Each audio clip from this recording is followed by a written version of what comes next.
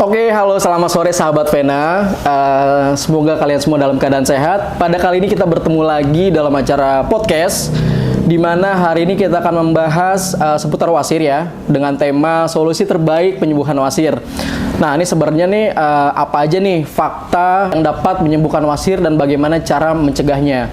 Pada sore hari ini kita sudah bersama narasumber kita, Dr. Renaldi Ardiansyah, spesialis bedah, yang akan membahas seputar wasir bersama kita di sini. Oke, Dok, monggo silahkan diperkenalkan dulu. Terima kasih. Selamat sore, saya Dr. Renaldi Ardiansyah, spesialis bedah. Saya dokter yang bekerja di Vena Wasir cabang Mampang. Dok, ini nih di saat sekarang nih Dok, itu kan di zaman yang serba cepat nih Dok. Itu banyak sekali nih saya lihat teman-teman saya maupun masyarakat, terutama generasi milenial dan juga Gen Z, itu melakukan aktivitas itu serba cepat nih. Dia pesan makanan itu online gitu kan. Terus juga aktivitas-aktivitas itu dilakukan secara online sehingga mengurangi aktivitas fisik mereka nih. Nah, itu kan sebenarnya bisa menjadi hal yang baik dan nggak baik nih. Hal yang baiknya mungkin mereka bisa cepat dalam menyelesaikan kegiatan, tapi hal nggak baiknya tuh kadang-kadang kita lupa untuk melakukan aktivitas olahraga nih Dok, sehingga memang timbul berbagai macam penyakit, salah satunya adalah wasir atau ambeien. Nah, itu sebenarnya wasir atau ambeien itu apa sih Dok? Oke. Wasir adalah suatu pelebaran atau pembengkakan pada pembuluh darah di daerah anus. Nah, ini bisa terjadi adanya kerusakan pada pembuluh darah di daerah, kita sebut namanya bantalan anus ya, atau alocation. Dia mengalami kerusakan karena adanya peningkatan tekanan perut dilakukan yang berulang-ulang, yang misalnya seperti ada kegiatan mengejar, kemudian ada aktivitas yang memerlukan tenaga yang ekstra ya, misalnya dia mengangkat berat atau mengangkat beban. Nah, itu bisa menimbulkan tekanan di daerah anus, di daerah perut menjadi meningkat, yang berefek di daerah anus itu mengalami pelebaran pembuluh darah. Seperti itu. Oke, baik. Berarti memang adanya tekanan di daerah tertentu, terutama perut Dok ya, sehingga menyebabkan pelebaran pembuluh darah nih. Nah, kalau ini nih Dok, sebenarnya tuh gejalanya apa sih kalau kita memang terkena wasir atau ambeien gitu Dok? Oke, untuk gejala ya pertama adanya rasa sensasi kurang nyaman, misalnya adanya timbul iritasi, ada timbul rasa gatal di daerah anus, kemudian terjadi perdarahan yang tipikal dari perdarahannya itu berwarna merah terang, ya, darah itu merah segar berwarna terang. Kalau biasa kita sebut istilahnya dengan bright red bloody stool, itu muncul pada saat proses buang air besar terjadi. Kemudian muncul adanya benjolan di anus yang bisa timbul pada saat proses buang air besar terjadi. Siap. Nah, saya juga pernah dengerin Dok, kalau misalkan wasir ya atau ambeien itu ada stadium atau derajatnya nih Dok. Nah, itu bisa dijelasin nggak sih Dok, stadium atau derajat wasir itu sebenarnya apa sih Dok? Derajat wasir itu lebih ke wasir yang internal ya. Jadi mungkin nanti akan kita bahas lagi apa sih internal itu. Boleh Dok. Jadi wasir yang internal itu ada klasifikasinya, namanya klasifikasi Gallagher. Klasifikasi tersebut membagi ada 4 kategori. Yang pertama, kategori yang terjadi wasir dengan munculnya perdarahan, tapi tidak ada benjolan. Untuk yang kedua, adanya benjolan yang muncul pada saat mekanisme buang air besar, tapi setelah selesai buang air besar, dia bisa kembali lagi ke dalam kalau benjolannya dari dalam. Kemudian yang ketiga, adanya benjolan yang muncul dari dalam, keluar dari anus, dan perlu dilakukan reduksi manual. Reduksi manual itu dengan tangan bisa untuk mengembalikan posisi benjolan tadi ke dalam anus. Yang keempat, ada namanya benjolan yang muncul pada saat proses buang air besar itu. Ketika selesai buang air besar, benjolan ini saat dicoba untuk dimasukkan secara manual itu tidak bisa lagi. Dan semakin berat derajat atau kategori itu keluhan pasien biasanya akan ada tambahan-tambahan keluhan ya. Yang paling sering sih biasanya mereka mengalami keluhan nyeri. Oke, baik-baik. Nah, kalau dari penjelasan tadi dok, berarti kan ada wasir internal dan juga Ya. ada wasir eksternal nih dok Oke, ya? betul. Jadi ada yang wasir dari dalam dan ada wasir yang di luar. Oke, Nah, wasir yang di dalam itu, wasirnya dia tuh nggak kelihatan bedanya ya sama yang eksternal. Kalau yang internal dia wasirnya nggak muncul. Oke. Kemudian dia tidak nyeri, ya. Dan bedanya dengan yang wasir eksternal, dia kelihatan kalau Oke. eksternal ya. Dan satu lagi dia lebih sering nyeri di daerah anus tersebut. Oke. Karena di situ banyak cabang-cabang dari saraf yang berkumpul di daerah luar anus. oke. tersebut.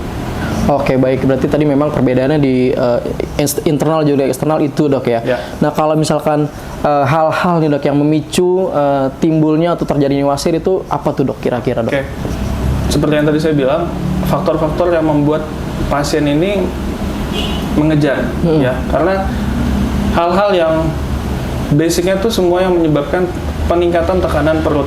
Oke, Ya, salah satunya tadi karena mengejar. Kemudian orang yang melakukan aktivitas yang berat atau Oke. seperti mengangkat berat, atau dia melakukan kayak batuk yang hebat. Oke.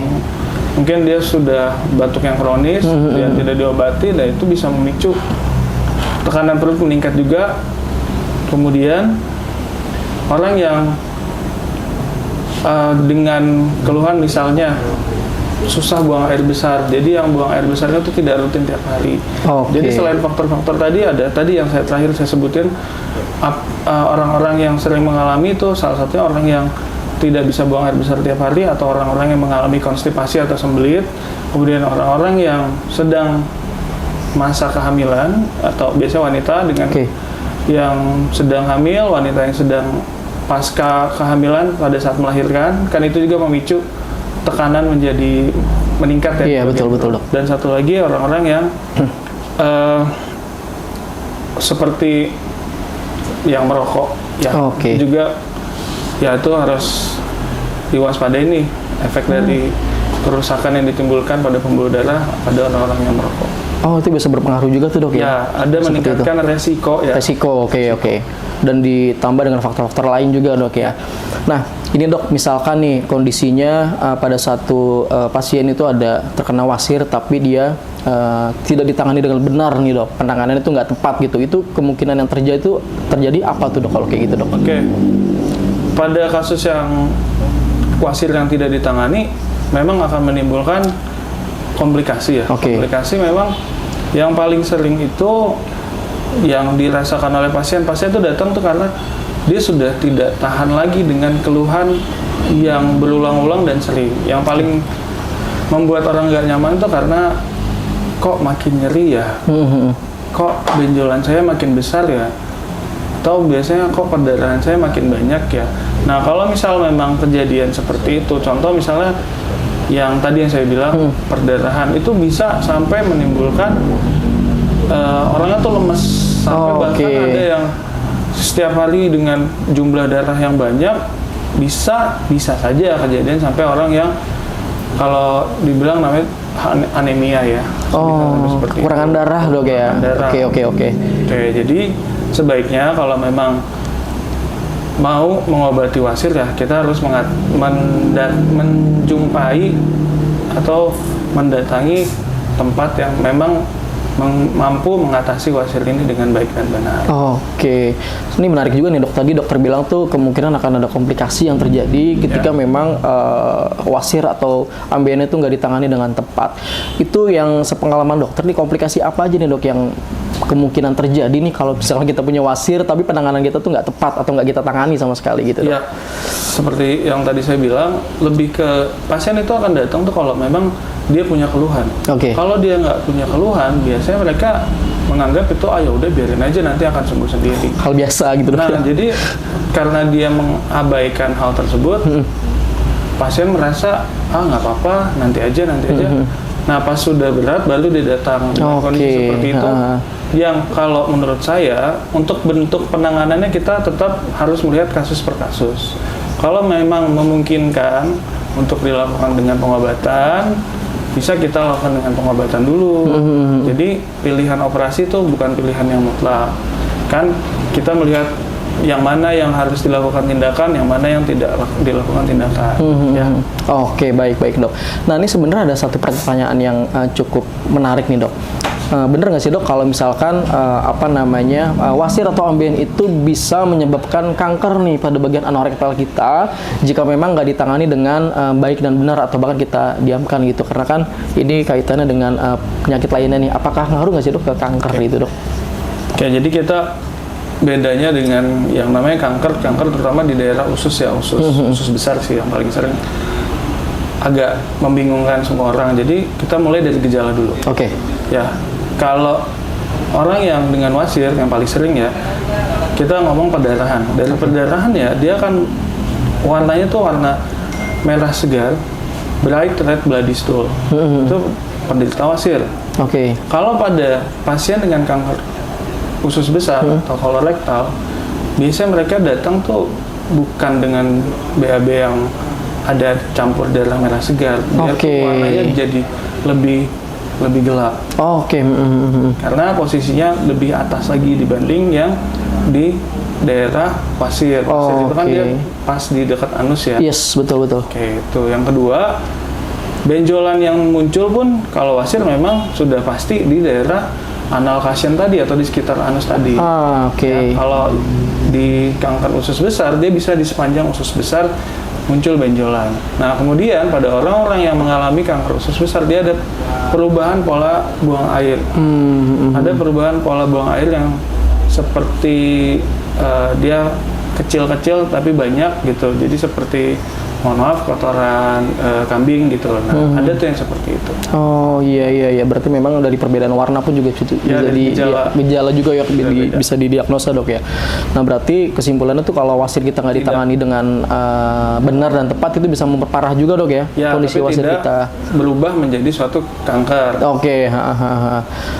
Nah ini kan dokter dokter Renaldi ini berpraktek di Vena Wasir Center nih dok ya. Itu metode apa aja sih dok yang ada di sana? Yang metode itu metode yang memang tepat nih untuk penanganan wasir bagi sahabat Vena yang memang terkena wasir nih dok. Gitu. Baik, metode yang kita pakai di Vena Wasir itu metode yang kalau kita secara umum ya, mungkin teman-teman udah pada tahu. Jadi ada metode yang konvensional dan ada metode yang non konvensional atau yang lebih modern.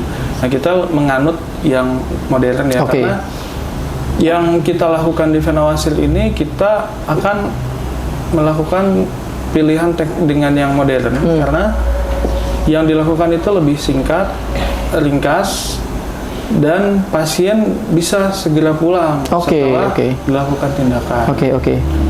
Nah, dengan metode-metode yang modern itu seperti yang pertama ada dengan pila. Ya, pila itu kita menggabungkan metode suntik dengan ada suatu pengikat. Jadi kita mengikat si wasir tersebut. Kemudian ada juga dengan radiofrekuensi. Radiofrekuensi itu kita menggunakan gelombang suara, ya, atau gelombang ultrasound untuk mendetek di daerah pembuluh darah yang mengalami pembesaran akibat dari kejadian wasir yang dialami pasien tersebut. Nah, itu biasanya kita kerjakan dengan memotong ya pada daerah yang mengalami wasir. Dan efek dari metode radiofrekuensi tersebut bisa membuat kondisinya tanpa seperti orang biasanya ya. Kalau RF ini kan dipikir bisa terjadi luka bakar dong. Kalau dengan metode radiofrekuensi dia bisa membuat efek tanpa luka bakar. Dan kemudian resiko kerusakan jaringan juga bisa kita kurangin dengan metode RF tadi. Kemudian untuk yang satu lagi yang ada di Vena Wasir itu ada metode laser. Kita menggunakan metode laser hemoroidoplasti. Nah, metode ini yang kita gunakan metode yang ini teknologi yang minimal invasif dan kita menggunakan produk yang dari luar. Seingat saya sih dari Jerman ya. Nah, metode ini dia tidak ada yang dipotong, tidak ada yang dijahit, Dan efek yang bisa ditimbulkan dari laser itu dia membuat ukuran dari wasir tersebut menjadi lebih mengecil. Oke. Atau dia menjadi shrinkage. Mengempiskan dok ya? Mengempiskan. Yes, oke. Jadi pasca operasi pun dengan tidak ada yang dipotong, tidak ada yang dijahit, membuat angka atau kita pakai skala nyeri itu bisa kita turunkan. Jadi di bawah 3 gitu. Biasanya kan orang-orang yang metode konvensional tuh bisa, kalau kita pakai angka ya, dari 1 sampai 10 tuh bisa di angka 6, di angka 8. Oh, tinggi dok ya untuk angka nyerinya tuh untuk konvensional ya. Kalau yang metode yang kita pakai di vena wasir ini karena minimal kerusakan jaringan yang ditimbulkan, sehingga pasien menjadi lebih painless. Oke. Ya.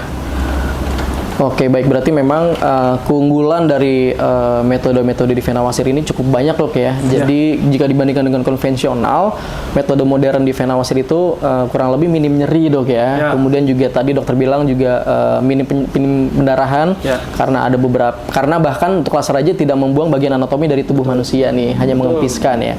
Dan juga tadi tanpa rawat inap tuh dok bisa langsung pulang ya. Itu menarik banget tuh karena teman-teman saya itu yang memang sudah operasi wasir memang katanya sih operasi tersakit adalah operasi hemoroid atau wasir dok. Ya, betul. Nah makanya mungkin metode ini bisa jadi terobosan dok ya bagi teman-teman atau sahabat vena yang memang memiliki kendala wasir nih gitu. Nah dok, makasih banget nih informasinya. Mungkin saya akan coba bacakan beberapa pertanyaan dok ya dari teman-teman sahabat vena nih. Ini ada pertanyaan dari Yubi_99 nih. Dia bertanya, dok, saya ada benjolan berwarna putih yang ada di kulit sekitar anus gitu. Nah, apakah itu termasuk wasir, dok? Gitu. Ya.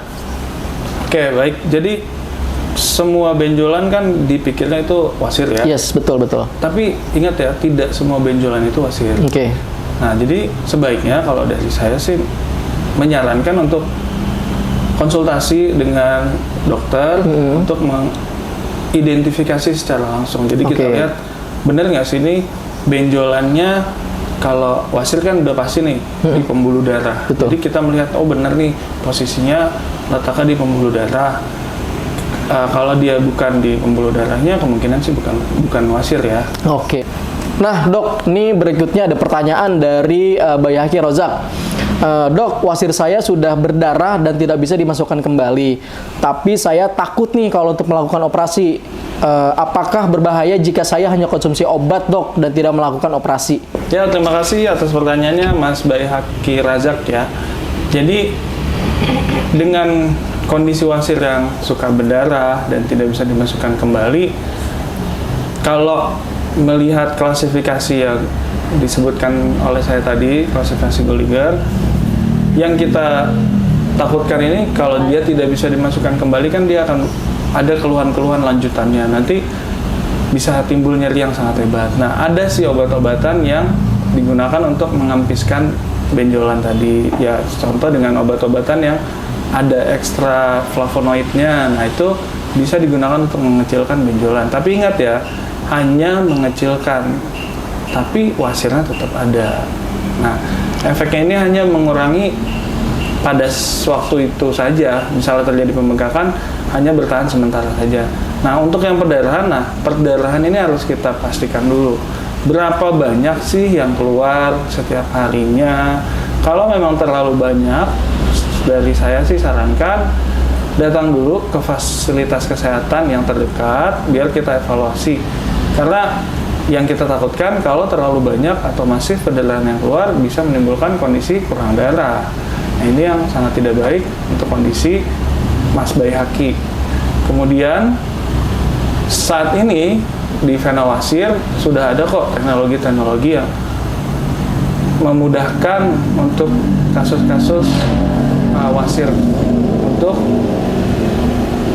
mengurangi keluhan nyerinya, kemudian mengurangi perdarahannya gitu. Jadi kita nggak usah takut lagi. Dan satu lagi, di vena wasir pasien tidak perlu rawat inap. Jadi pasien setelah diobservasi dan paling sebentar lah, berapa jam di sini, kemudian pasien bisa pulang. Oke, baik. Terima kasih dok atas penjelasannya. Berarti memang metode yang tepat untuk pasien dengan kondisi tersebut adalah metode yang cepat, singkat, dan juga tanpa rawat inap dok ya. Sehingga pasien bisa langsung pulang dan juga bisa beraktivitas kembali. Ya. Nah dok, pertanyaan berikutnya nih ada dari Mas Eko Suprapto gitu kan. Nah beliau nih nanya nih dok, apakah wasir itu bisa sembuh jika hanya dengan konsumsi obat? Jika memang bisa, obat apa nih dok yang disarankan agar wasir kita bisa sembuh gitu? Ya, terima kasih atas pertanyaannya Mas Eko Suprapto. Jadi untuk kondisi apakah obat bisa menyembuhkan kondisi wasir? Jadi untuk obat-obatan yang digunakan untuk menyembuhkan wasir itu lebih ke mengurangi keluhan. Jadi kalau untuk menyembuhkan wasir, ini harus menggarisbawahi untuk menghilangkan keluhan memang dengan obat-obatan bisa. Tapi ingat ya, itu hanya menghilangkan keluhan dan wasirnya tetap ada. Wasirnya pun berukuran yang misalnya tadi ya agak besar, dengan obat-obatan bisa dikempiskan tapi tidak menghilangkan. Nah, salah satu cara untuk menghilangkan wasir yaitu dengan metode operasi. Oke, baik. Terima kasih Dr. Renaldi. Berarti memang untuk kondisi pertanyaan seperti Mas Eko tadi, untuk mengurangi wasir atau menghilangkan wasir dengan obat itu tergantung kondisinya dok ya. Apakah mengurangi keluhan nyerinya atau menghilangkan wasirnya nih? Ya, kalau menghilangkan tetap pilihannya operasi. Oke, berarti memang untuk menghilangkan wasir pilihannya memang satu-satunya cara itu dengan dilakukan tindakan operasi dok ya. Karena jika tidak, wasirnya akan tetap ada, mungkin hanya mengurangi nyeri saja jika konsumsi obat. Gitu. Nah, itu dia tadi penjelasan mengenai wasir dengan tema solusi terbaik penyembuhan wasir yang sudah dijelaskan oleh Dr. Renaldi ya dok ya. Ya. Jadi buat teman-teman sahabat Vena yang memang memiliki gejala atau bahkan kendala wasir yang tidak kunjung sembuh, teman-teman bisa menghubungi Vena Wasir Center dengan nomor yang tertera di sini nih. Kita juga ada website dan juga sosial media yang bisa teman-teman hubungi. Mungkin itu saja yang bisa saya sampaikan dok. Terima kasih sudah datang pada podcast sore hari ini dan menjadi narasumber. Terima kasih juga buat sahabat Vena yang sudah stay tune. Jadi sampai ketemu di lain acara. See you next show.